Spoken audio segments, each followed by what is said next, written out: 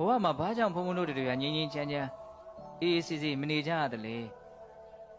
ဒီစိတ်နှလုံးဟာအနှောင်အဖွဲ့တွေနဲ့နေလို့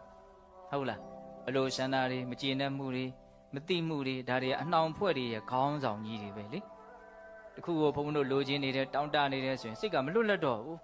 လောဘနှောင်ဖွဲ့ထားတယ်လိုချင်မှုကြီးရင်ကြီးတော့ဒီစိတ်ကလှုပ်ကိုလှုပ်မရဘူးဟုတ်လားဟာမကျေနပ်မှုကြီးရင်ရောအနှောင်ဖွဲ့ပဲနော်ခဏခဏတတိယရတယ်မုန်းတဲ့လူတွေကိုဟုတ်လားဒီမကျေနပ်တဲ့စိတ်နဲ့ကြိမ်ဖန်များစွာတွေးတယ်စိတ်ကမကျေနပ်မှုတွေမှာပဲမြုပ်နေဟုတ်လားအဲ့လိုပဲမတိမှုတိအောင်လည်းမကြိုးစားဘူးဒီလိုပဲဘုရုဘွားရနဲ့ပဲနေနေတာသူလည်းပဲပါလို့အနှောင်ဖွဲ့တစ်မျိုးပဲနော်အဲ့ဒီအနှောင်ဖွဲ့ကိုဘုံဘုံတို့ဘယ်လိုခေါ်တော့တန်ရောရှင်နော်စိတ်နှလုံးကိုပူလောင်စေတဲ့လို့အဲ့ဒီတရားတွေကိုပဲနောက်ထပ်ဘယ်လိုနာမည်ပေးသေးတော့ကိလေသာဟုတ်လားစိတ်ကိုမလွတ်လပ်အောင်နှောင်ဖွဲ့ထားတဲ့လို့တန်ရောစဉ်လို့ခေါ်တယ်စိတ်ကိုပူလောင်အောင်ရှုမြိုက်တဲ့လို့ကိလေသာလို့လည်းခေါ်တယ်ဟုတ်လားစိတ်ကိုအမှန်တရားကိုမမြင်အောင်ရှေ့ကနေဖုံးကွယ်ထားတဲ့လို့និဝရဏလို့လည်းခေါ်တယ်ရေလိုင်းကြီးများလို့နော်တတ္တဝါကိုအပေလေးပုံတီအောင်ဆွဲပြီးတော့နှစ်တက်လို့အကျိုးမဲ့ပျက်စီးခြင်းဖြင့်ပျက်စီးအောင်ဆွဲပြီးတော့နှစ်တက်လို့ဩဃလို့လည်းခေါ်တယ်အယက်မှုသမားတယောက်လို့သဘာဝတရားတွေရဲ့အမှန်ကိုဘာမှမသိအောင်ဖုံးကွယ်ထားတဲ့လို့လှည့်စားထားတဲ့လို့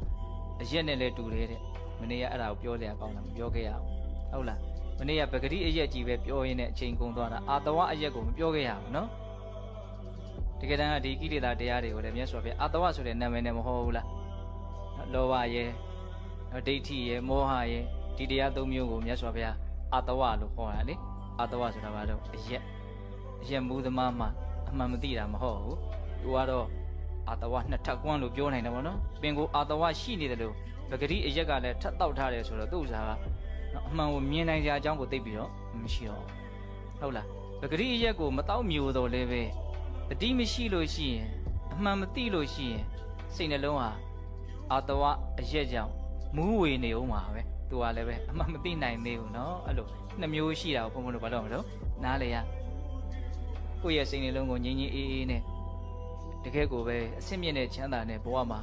နော်နေနိုင်သွားခြင်းနဲ့ဆိုရင်ဘုန်းဘုန်းတို့ဟာအပမဒလိုအပ်ချက်ကိုဖြည့်ဆည်းပေးဖို့လို